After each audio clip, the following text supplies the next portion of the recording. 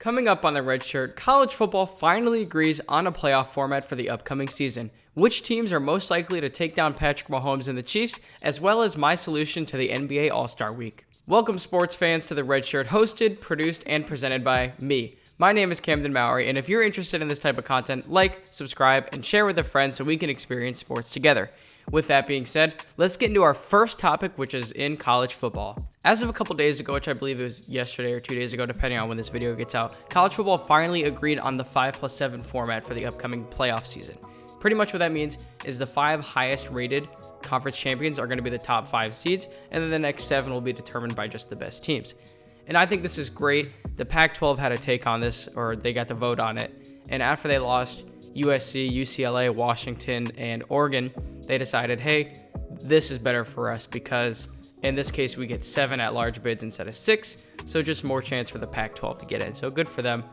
Odds are we'll probably see the same 4 major conferences in it, which will be the Big Ten, the SEC, the Big 12, and the ACC. So this is good for the ACC because the ACC is probably viewed as the worst conference out of those 4, with the Big 12 expanding, with the SEC expanding, and with the Big 10 expanding. So what this can mean, I know that the ACC has already added teams like SMU and Cal, I believe, but this basically opens up a window for them to just merge with more teams. That way they don't be looked at as the 4th worst team in the conference. So odds are these will be the 4 conferences that get represented every single year, and we'll probably see a couple of 3-loss teams as well. So with that being said, what are my thoughts on this? This is something that has been talked about since, 2018, 2019, where 4 was a good step up from 2, but 4 was not enough teams to get into the playoff. It's not enough representation of the entire season to see only 4 teams at the end of the year. The NFL and I guess the NBA, they do it so much better, where around 1/3 or 50% of the league gets represented in their playoffs. The postseason should be more teams competing for that ultimate goal of winning a championship, and it gets kind of repetitive even as the Ohio State fan that I am, to see the same teams every year, year after year, getting into the playoffs. Hey, I will never complain when Ohio State's in the playoffs. But I'm just saying for those teams like the Cincinnati that got in once, LSU only got in once, even though they're in the Power 5. Just teams like that gives them a little more hope to be represented in the playoffs.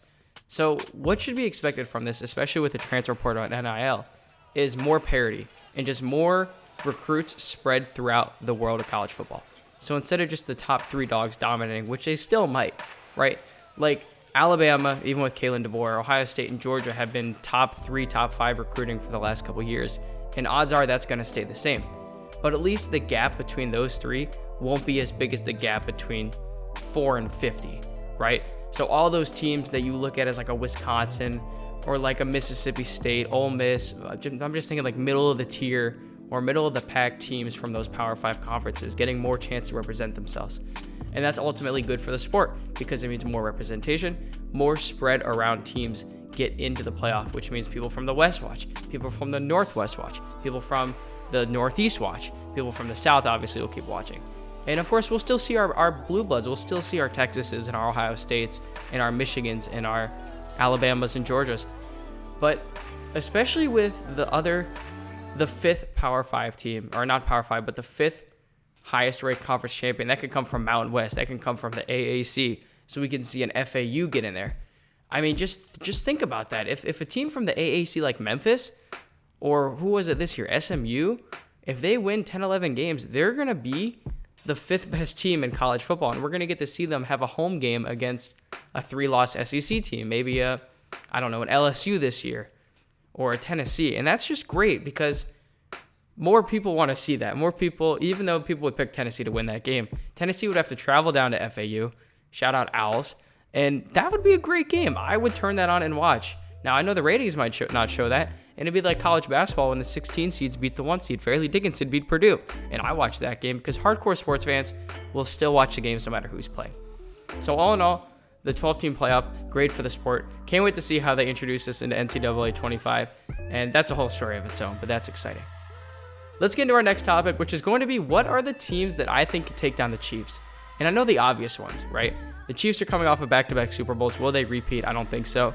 I do want to say, all y'all haters against the Chiefs, I had the Chiefs winning the Super Bowl. I'll put the screenshot up of me picking them before the playoffs started. I looked around. I was talking to my family. I was like, Who do you guys think will win the Super Bowl? I don't know. Ravens look good. Niners look good. But how about the Browns? Because we're Browns fans. Okay. Well, I think the Chiefs are going to. Oh, no. They can't win with the. They're not playing good. They've lulled through the regular season. Okay. Let's just see what happens. And then Chiefs win. Made a lot of money off the Chiefs in this offseason or in this playoffs. So thank you, Patrick Mahomes, for that. But three-peating is a whole thing on its own. It's never been done in the sport. So it makes sense that they should not do that. However, you're still going to have to go through the Chiefs. Ultimately, if they're healthy, if Mahomes is healthy, a team is going to have to beat them into the playoffs in order to go to the Super Bowl. In the top 5 teams that I would say, I got 5 in my mind. And I feel like 3 or 4 are like, yeah, okay, that makes sense. Like number 1, Cincinnati. They've done it before. Joe Burrow, I believe, has a 3-1 record against Mahomes and kind of outplays him when he plays him. But they've only met twice in the playoffs. They're 1-1 in those games.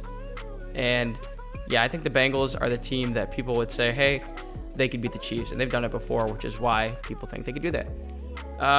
Burrow got to stay healthy. He's had some injury concerns. He's a little older than you'd expect from, what is he, a 4th, 5th year quarterback. He's probably 27, 28 years old. So got to stay healthy. Hopefully he bounces back. Love watching Joe Burrow play. And obviously if they retain T. Higgins, keep some of those key pieces that they have on their team, then they should be right back in the mix to win the AFC North and to take down the Chiefs in the playoffs. Number 2, same division, not the Browns. Going with the Ravens, they're a team that, if healthy, again, kind of like the qualifier, if healthy, get interrupted by a phone call. You love it. All right, now that that's done. Number 2, Ravens, like I said, I believe it was week 2 where they went toe for toe, throw for throw, whatever you want to call it. Touchdown for touchdown with the Chiefs, and I believe it was a fumble at the end by Clyde Edwards-Helaire. You can correct me if I'm wrong. That the Ravens ended up winning the game. It was a great night game. I think it was a Sunday night or a Monday night game. But the Ravens are the only team that I feel like when the Chiefs are playing as good as they can, which we saw against Buffalo and against the Niners late in that 4th quarter, that the Ravens can still outperform them. Like when the Chiefs are playing their best, they're hard to take down. And there's only a couple teams that can take them down, and that's why the Ravens are on this list. Lamar is just that guy. I mean, he can create. He can throw way better than people give him credit for. And as soon as he breaks the pocket, it was the only touchdown they had in the game against the Chiefs. It was just like, you hold your breath, because it's like Lamar breaks QB contain. He's going to hit someone. He hits, I think it was Zay Flowers for a touchdown. So number 3, I'm between 2 teams, and I feel like if I don't put Buffalo here, it's disrespectful due to who the other team I'd be considering them with. So I'm going to go with Buffalo. They've obviously beaten the Chiefs in the regular season a couple of times, 2 or 3 times, I believe, but never in the postseason, and that's when it matters. You can beat me as many times as you want in the regular season, but if we get the upper edge on you in the playoffs, no one's going to care about the regular season game.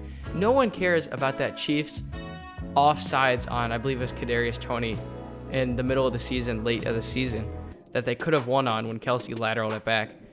But no one cares about that anymore, because in the second round of the playoffs, the Chiefs took down the Bills in Buffalo. So obviously no one really talks about that game anymore. People still say Mahomes will win or whatever. So Buffalo with Josh Allen. We saw some stuff come out about Gabe Davis yesterday with him potentially leaving. UCF legend. Is this the same shirt I wore in the last podcast? I hope not, because that's crazy, even though that was like 3 weeks ago. But of course, it's the red shirt, and I'm not wearing a red shirt. What's new? I got Buffalo at number 3 just because of Josh Allen, and kind of we saw the emergence of James Cook towards the end of the season, and if he stays and can play as good as he did, then I believe that Buffalo could be a threat to take down Kansas City. Number 4, I feel like there are some people that are really high on this team, maybe higher than they should be, but maybe I'm just a hater. I got the Chargers. Jim Harbaugh, Justin Herbert. It seems like a match made in heaven. The biggest thing is I don't think they have to win their division in order to take down the Chiefs. Even if they go 11-6, 10-7, and make the playoffs, they would still have a chance to knock off the Chiefs in the AFC divisional round or the AFC championship game, or even the wild card, depending how the standings play out. But I got the Chargers. I'm just kind of basing this based off of quarterback. And if you notice, the 4 teams that I've named so far are probably the 4 best other quarterbacks in the AFC aside from Patrick Mahomes. We got Joe Burrow, Josh Allen, Justin Herbert, and Lamar Jackson. In the 5th spot, this is the one I'm really interested in, because I feel like this one, people are like, who are you going to put next? The Dolphins, the Browns? Are you going to put the Jaguars with Trevor Lawrence? And no, I'm not going to do that. I'm going to go with the Texans. Now, I know there's a sophomore slump sort of thing in the NFL, and while that may happen, I love what the Texans have built so far. C.J. Stroud is going to be cheap for a couple years. CJ Stroud can absolutely sling it. And in the draft, they're just going to continue to build. Let's see how the Texans do in free agency. But their schedule's going to be a little tougher this year, so that's the only reason why the Texans are number 5 on this list. Other than that, probably the Jags with Trevor Lawrence should be on there. I don't think the Dolphins can do it. They've failed to show how they can beat good teams, other than that one game against the Cowboys. I don't know if that's just a false narrative, but they failed to show me that they can beat good teams when it matters. And so I'm going to go Texans number 5. For that reason, CJ Stroud is that dog. Love CJ Stroud. But that is the 5 teams that I would say to keep your eye out on who can not dethrone Mahomes, but take him down in a game. The last thing I want to talk about today before we get out of here is NBA All-Star Week doesn't really do it for me anymore. I mean, I'm not going to lie. The three-point contest was really cool with Sabrina and Steph. That was probably the best part. And, just seeing guys knock down open threes, it's whatever. But it's a good competition. The guys seem to have fun. Dunk contest, like 3 out of 10. Jaylen Brown was not close to deserving a final spot, and call it how it may, but that's just my feelings on it. Dunk contest gets kind of lame, let's bring out Shaq, let's bring out Kai Cenat. It is what it is. I'm not hating. I'm just saying, I feel like we've seen cooler things like Blake Griffin jumping over a car. Where can you really go from there, Jaylen Brown, I think it was Jaylen Brown who just put on a Dominique Wilkins jersey and did a dunk, and it was that wasn't really cool to me. Nostalgia, put your arm in the rim like Vince Carter or whatever, but dunk contest didn't do it for me.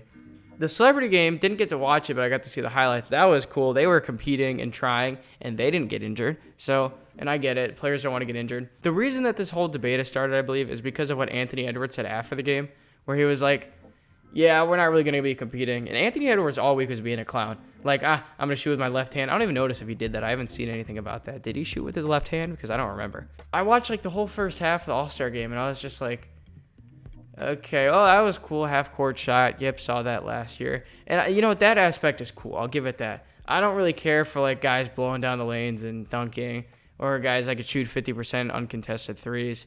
The half-court shots are cool. I'll admit that. It's just, the guys don't care. They're goofing and gaffing and laughing with the players on the bench, which is good, right? I'm not blaming the players for not trying. I'm just saying that as a product, to put it out and make money off of it, it can't be that successful. And so what would be my suggestions? I'm not just going to come up here and bash the All-Star game.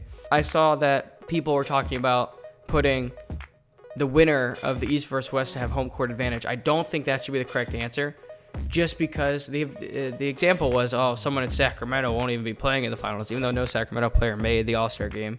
Domantas Sabonis got snubbed, by the way. That was crazy. So the point being is that guys that are determining the outcome of what happens aren't even going to be playing in the big game. And while they might want to, I don't even know who the 3 seed is in the West. Let's just say it's the Nuggets. I think the Nuggets are the 4 seed. But let's just say it's the Nuggets, and they got a good record, but they're the 4th best team. And let's say that they go up against the Celtics, who have a better record than them in the East, right? In the finals. We get that finals match. The Celtics, with a better record, would have home court advantage. But due to if the West won, they would get it.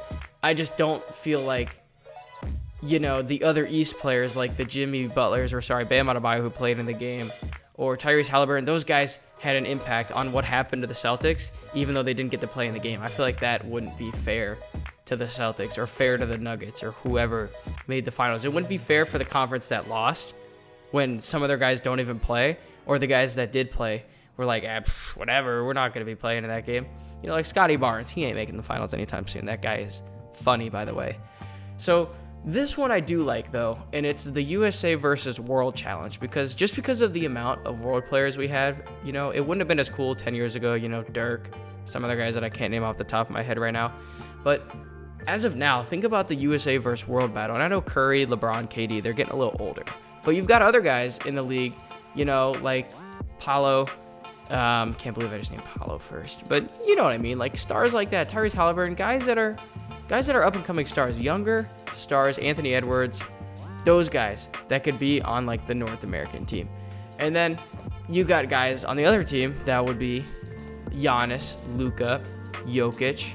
And I just think that when you get that sort of match, it gets to be a lot more fun, that way maybe guys still don't take it as seriously as they should, but they take it a little bit more seriously because they're kind of defending their country. Or the Jokic's, they'll be like, well, we're better than these guys from America. You know, we win the title every year, Jokic and Giannis and whatever, even though they only done it twice. But maybe just to prove themselves to be like, hey, we belong in the sport, even though they've already proven on the field or on the court. On this outro, I'm going to spread it out because that way you guys can see the videos popping up like right now. That's pretty cool, right? But yes, please subscribe, like, do all that cool stuff. Let me know in the comments if you disagreed with anything I said. And with that being said, I'll see you all on the next podcast. Have a great day.